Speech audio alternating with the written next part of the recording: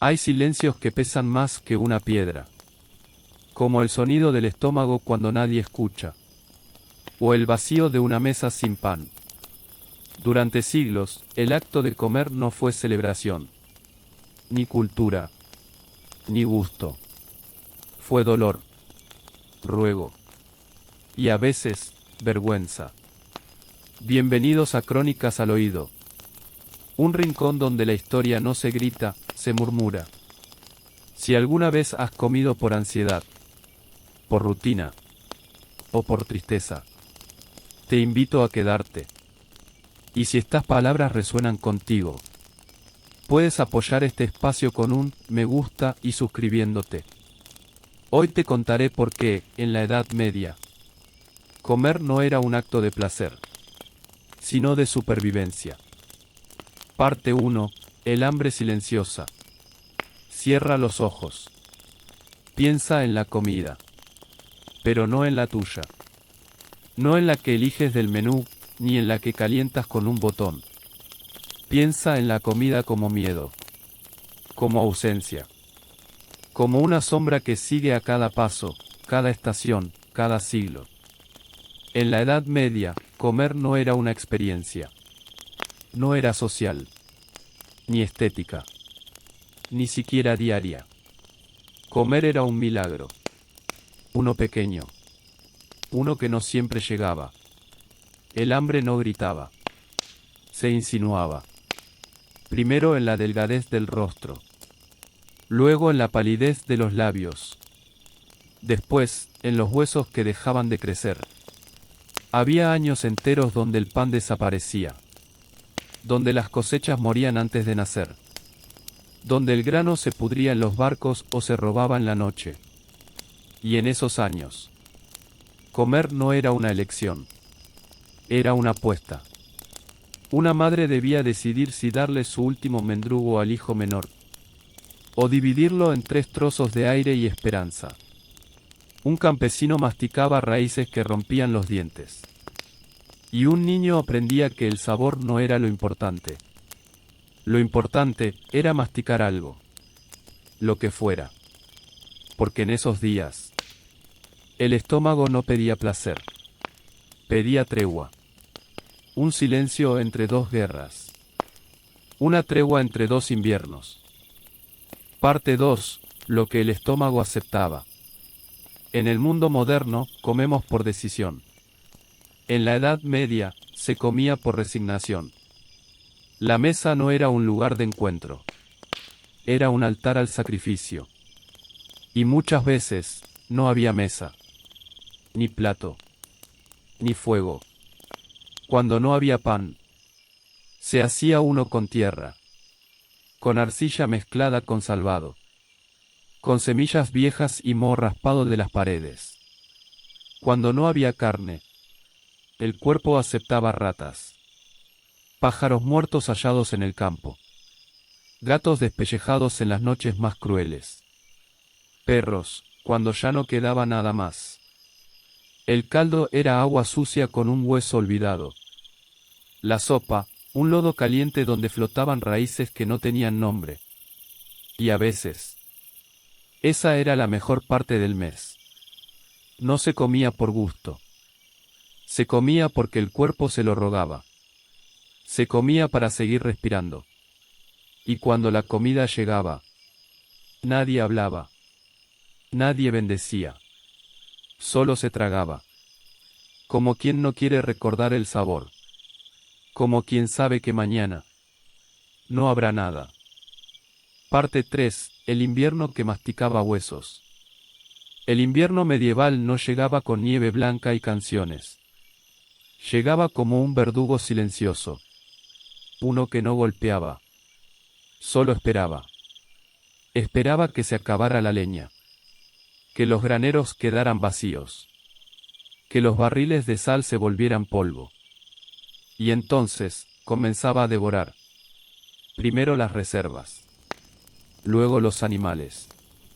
Después, los animales que no eran tuyos. Y finalmente, tú.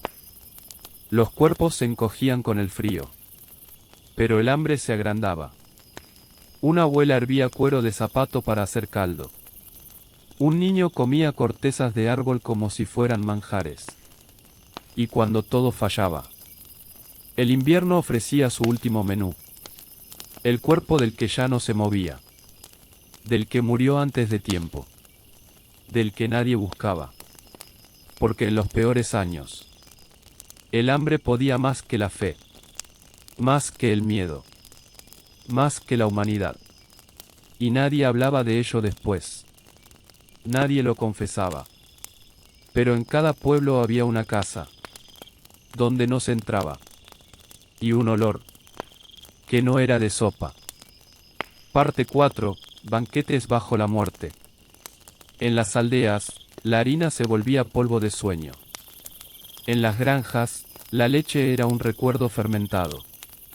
Pero en los castillos, las mesas seguían llenas. La nobleza comía sin mirar. Con manos que no conocían el trabajo. Con bocas que masticaban 3 veces y escupían. Los banquetes no eran por hambre. Eran por poder. Un teatro de abundancia en medio del hambre colectiva. Se servían jabalíes enteros.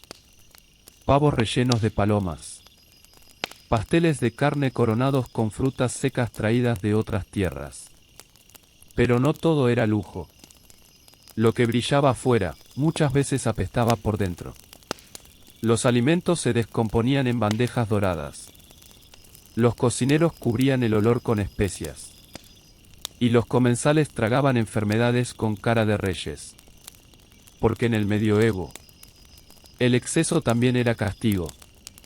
Los señores vomitaban entre platos. Usaban plumas para provocar el vómito y seguir comiendo. No por hambre, sino por costumbre. Por prestigio. Mientras tanto, fuera del salón, una madre compartía un nabo podrido con sus 2 hijos. Y no decía nada.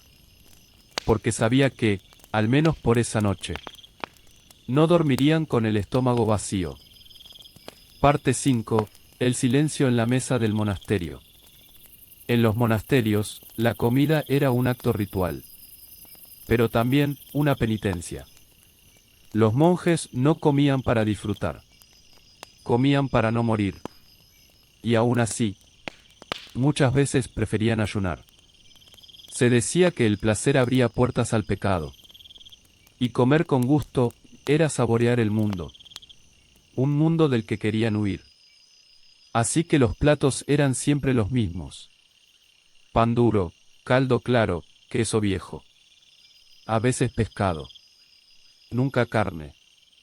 Pero no era el menú lo más duro. Era el silencio. En la mesa, nadie hablaba. Solo se oía el sonido de los cubiertos contra la madera. El crujir de una corteza. La respiración lenta. Y al fondo, una voz. Leyendo en latín. Textos sobre la humildad. Sobre el sacrificio. Sobre el hambre de los santos. Comer no era un derecho. Era una concesión del cielo. Una tregua breve entre 2 rezos. Una prueba más de obediencia. Y si alguien pedía más, no recibía pan. Recibía penitencia. Porque en esos muros fríos, el cuerpo era un estorbo. Y el hambre, una forma más de acercarse a Dios. Parte 6. El pecado de tener hambre. Para nosotros, comer es natural. Para la Edad Media, era sospechoso. Porque si el cuerpo pedía demasiado, ¿no estaría el alma perdiendo el control? Los teólogos debatían. ¿Es el apetito una prueba del demonio? ¿Puede el deseo de un trozo de pan contaminar el alma? Así nació uno de los pecados capitales. La gula. No como exceso, sino como debilidad. Un hombre que comía rápido era visto como un hombre que no sabía esperar. Una mujer que pedía más ración, podía ser acusada de poseída. Un niño que robaba fruta del huerto era azotado para salvarle el alma. El hambre no solo dolía en el estómago, dolía en la mirada de los demás, en la culpa, en la vergüenza. Así se creaban ayunos artificiales. Ayunos no para limpiar el cuerpo, sino para probar la fe. Y muchos, más que nutrirse, vivían en lucha constante con sus propios sentidos, negándose el gusto, la saciedad, incluso el olor. Como si el goce fuera pecado. Como si el hambre fuera virtud.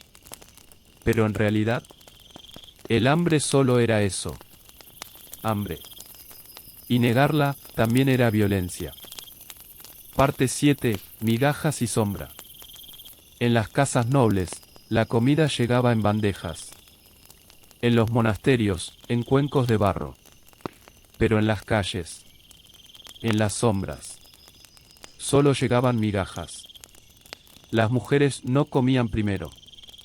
Tampoco comían juntas. A menudo comían después. Cuando todos ya se habían levantado de la mesa. Cuando la olla solo guardaba lo que no tenía nombre. Los niños mendigaban en las puertas de las cocinas. No por pan, sino por el olor. Ese olor tibio que decía, alguien está vivo, y yo no. Los pobres, los leprosos, los huérfanos, recibían sobras. Pan con hongos, caldo con grasa flotando, huesos ya roídos. Y aún así, lo recibían con agradecimiento. Porque en el medioevo, comer lo que otro rechazaba era un privilegio. En los conventos, las monjas recogían lo que sobraba de los ricos, para alimentar a los que no tenían rostro. Pero no era caridad. Era penitencia. Para recordar que el estómago vacío no era solo un dolor, era un juicio. Y así, en las cocinas sin luz, entre cenizas y silencio, se cocinaban las vidas de los invisibles. Los que nunca probaron placer. Solo sobrevivencia. Parte 8. Ayunar hasta desaparecer. En algunas aldeas, no había nada. Ni pan. Ni sopa. Ni raíces. Pero sí había historias. Relatos de santos que vivían del aire. De vírgenes que no probaban bocado durante años. Y aún así, brillaban. Se hablaba de niñas que ayunaban hasta volverse casi transparentes. Se decía que sus cuerpos estaban llenos de luz divina. Y que el hambre no las mataba, sino que las elevaba. Así surgieron las anacoretas alimentarias. Mujeres jóvenes que, en su fe más radical, rechazaban todo alimento. Comían hostias. Bebían agua bendita. Y se aferraban a la idea de que el cuerpo era solo una carga. Muchos las veneraban. Otros las temían. Y algunos, en secreto, las envidiaban. Porque en un mundo donde comer era dolor, el que aprendía a no comer se creía más libre. Pero no era libertad. Era desaparición. Una desaparición lenta, piadosa, disfrazada de virtud. Una forma más de morir sin que el mundo se escandalizara. Una forma de rendirse, sin dejar de rezar. Parte 9. El sabor del olvido. Cuando uno come todos los días, empieza a distinguir los matices. Dulce, ácido, amargo, salado. Placer, textura, aroma. Pero en la Edad Media, el gusto era un lujo. Y el paladar, un músculo dormido. Los niños crecían sin conocer sabores. Solo sensaciones, caliente, frío, duro, blando. No había postres. No había recetas familiares. Solo mezclas de supervivencia. Las cocinas no eran espacios de creatividad. Eran laboratorios del aguante. Y muchas veces, del miedo. ¿Está podrido esto? ¿Nos matará este hongo? ¿Habrá gusanos en esta harina? La memoria colectiva, la que normalmente se construye alrededor de la comida, En el medioevo. Era una memoria del vacío. No se recordaban platos. Se recordaban días sin comer. Las semanas de ayuno. La muerte del hermano menor. El día en que un panecillo fue repartido en 8. Así, generación tras generación. La comida dejó de ser identidad. Y se volvió trauma. Una herida heredada en silencio. Como un lenguaje que solo entienden los cuerpos que temblaron. De hambre. Parte 10. Comer sin alegría, vivir sin sombra. Hoy, comer puede ser celebración. Puede ser arte, ciencia o incluso capricho. Pero durante siglos, comer fue un susurro de la muerte. Cada bocado era un desafío. Cada alimento, una incógnita. Y cada comida, una excepción. El cuerpo no se alimentaba para crecer. Se alimentaba para resistir. Para no caer. Para arrastrarse un día más. No existía la hora de la comida. Existía la espera. El ruego. La improvisación. Y aunque las cocinas se llenaron de humo, nunca se llenaron de risas. Porque la mesa medieval no era un espacio de encuentro. Era una frontera. Entre los que tenían y los que no. Entre los que comían y los que solo miraban. La Edad Media no negó la comida, pero sí le negó el alma. Le arrancó el color, el gozo, la emoción. Y lo más triste es que, cuando llegó el tiempo de comer bien, muchos ya no sabían cómo hacerlo. Porque el trauma también se hereda. También se sirve en platos vacíos. Comer, entonces, no fue placer. Fue resistencia. Fue lenguaje del cuerpo cuando ya no quedaban palabras. Fue oración sin fe. Reflejo de una época que solo aprendió a sobrevivir. Y lo llamó vida. Aquí termina esta crónica. Gracias por escuchar con el corazón lleno y el estómago en paz. Y si esta historia te tocó alguna fibra, puedes apoyarnos con un me gusta o una suscripción a Crónicas al Oído. Volveremos pronto. Con otro viaje por lo que nadie quiere recordar. Pero todos debemos saber. Vela, buenas noches. Sobrevivir no siempre era suficiente. Porque incluso cuando el estómago dejaba de doler, había algo que seguía ardiendo. No en el cuerpo, sino en los ojos de los demás. La Edad Media no solo castigaba el hambre, sino también el error, la diferencia, el gesto equivocado. Y el castigo no era la cárcel, ni el látigo, ni la pobreza.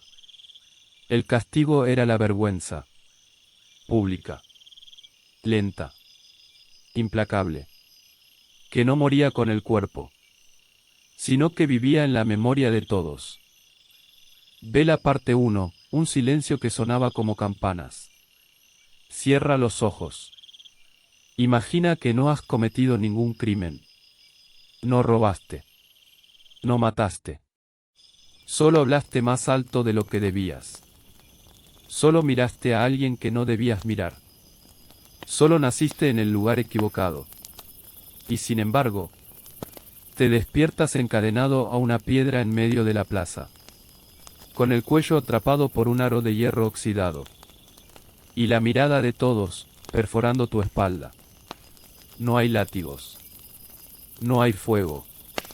Solo una palabra escrita en un cartel colgado sobre tu pecho. Vergüenza.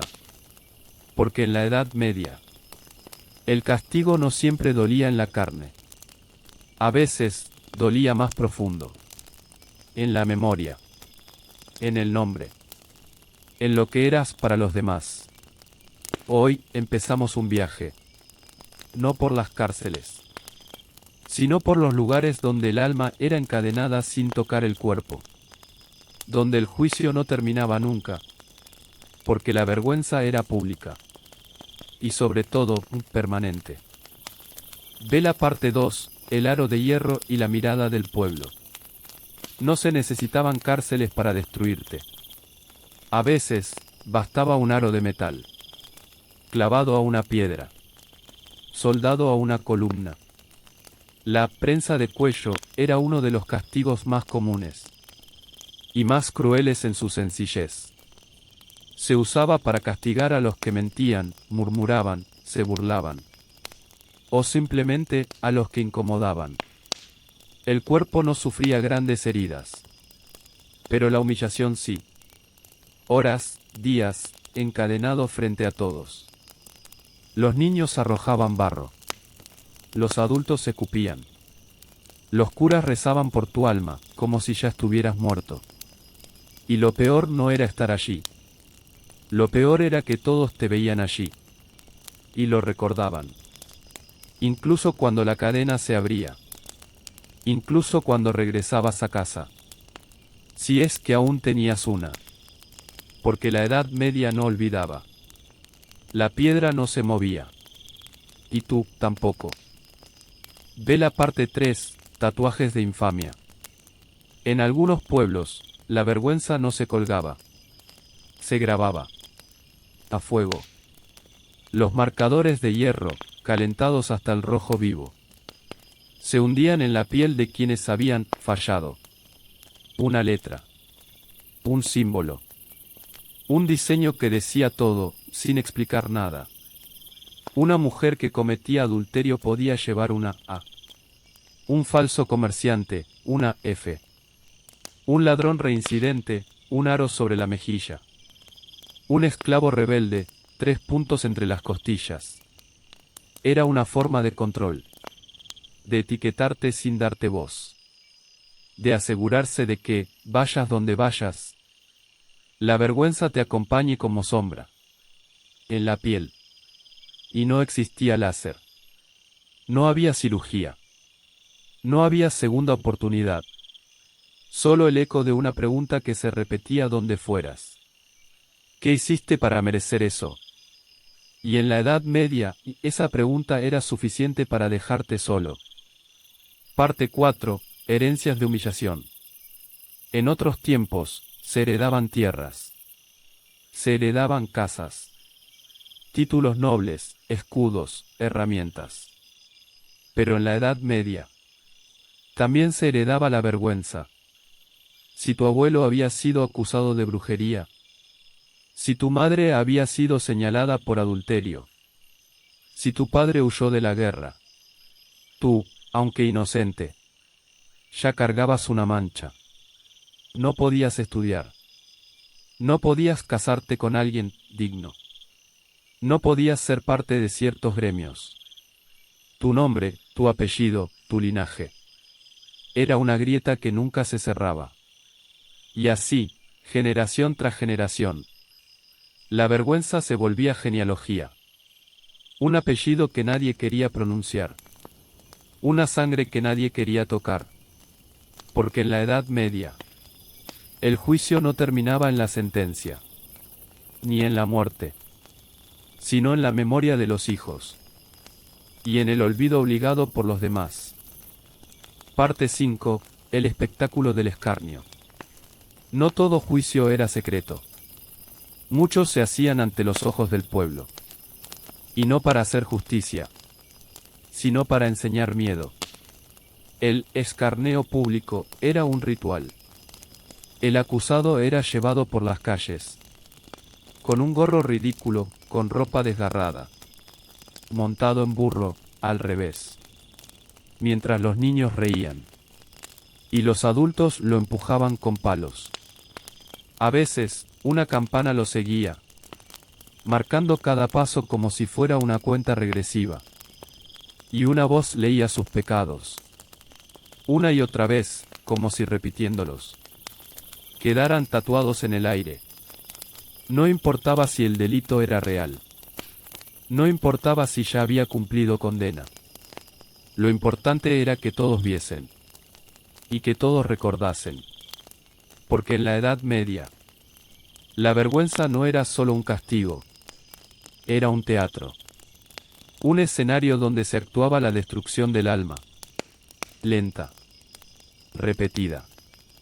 ceremonial. Parte 6. La cabeza rapada y el silencio del espejo. A veces, no hacían falta cadenas, ni grilletes, ni fuego. Solo unas tijeras. Y una plaza llena de ojos.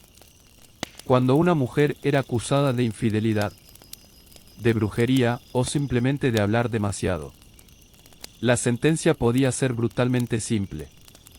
Le rapaban la cabeza. A ras. En público. El cabello, símbolo de feminidad, de deseo, de pertenencia, caía al suelo como si cayeran sus derechos. No podía ocultarlo. No podía fingir que nada pasó. Era una marca visible.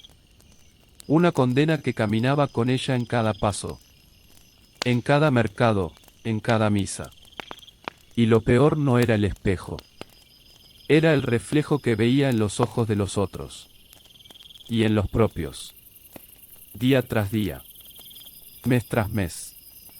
Hasta que el cabello volvía. Pero la confianza, no. Porque en la Edad Media, el cuerpo de la mujer no le pertenecía. Ni siquiera su vergüenza. Parte 7. Los hijos del silencio. Muchos niños en la Edad Media no sabían leer. Pero algunos no tenían ni derecho a aprender. No por pobreza, sino por apellido. Los hijos de brujas, de adúlteros, de cobardes. Eran excluidos de las escuelas del templo, de los gremios de oficios, de toda forma de saber. No educarás al hijo del deshonrado, decían algunos códigos. Porque la vergüenza, cuando no podía ser grabada en la piel, se escribía en la mente. Con ignorancia. Con ausencia. Con puertas cerradas que nadie se atrevía a abrir. Y así, generación tras generación. Los nombres quedaban fuera de los libros. De las listas. De la historia. No porque hubieran hecho algo.